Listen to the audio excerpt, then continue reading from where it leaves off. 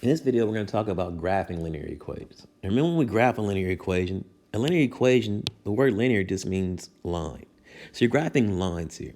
And lines have two things. They have what we call a slope, which tells you how they rise and run, and a y-intercept, which is basically a starting point for a line.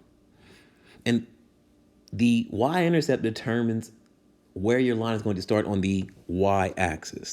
So when we talk about a y-intercept, I'm talking about where it crosses the y-axis. And the general equation that we're going to use to graph is what we call slope-intercept form. It's going to give us both those values, the slope and the intercept. We go use the equation y equals mx plus b.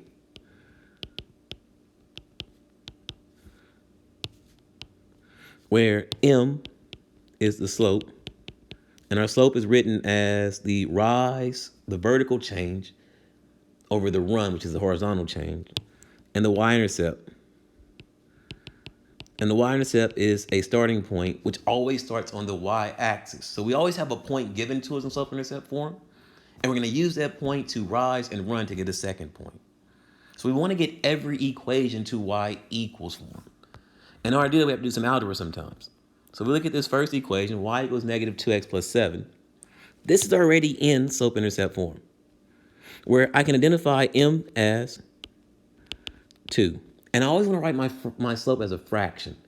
So if it's 2 written as a fraction, a rational number written as a fraction is 2 over 1. That means I'm going to rise by, or in this case it's negative, so I apologize. This says to fall by 2 and run by 1. So this is how we're going to do ours. If it's negative, we're going to fall first and then run to the right. If it's positive, we're going to rise first and then run to the right. We're always going to run to the right. But we're going to take care of our sign by either going up or down. We'll always run to the right. So here my b, my slope-intercept, my intercept is 7. So I'm going to plot that 7 first here on the y-axis. So this is my y-axis. Plot that on the y-axis. And the slope says to fall by 2. So I'm going to fall by 2 and then run to the right by 1. There's a new point. Fall by 2, run to the right by 1. There's a new point. Fall by 2, run to the right by 1. I can keep doing this because the slope is constant. Fall by 2, run to the right by 1. So if I keep doing that, I'm going to get that. Notice this also. I can really take care if I do left. It's all about signs. If you go up, that's positive. And to the left, that would be negative. That would keep you as a negative slope. So I can go up by 2, run by 1. Up by 2, run by 1. Notice I'm still getting that negative slope. It's falling. The slope is falling here. So when I graph this line, it looks something like this.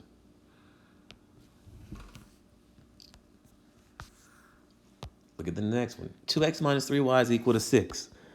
When we look at this particular equation, 2x minus 3y equals 6, we notice that it's not in slope-intercept form. We have to get it to slope-intercept form. To do that, I want to isolate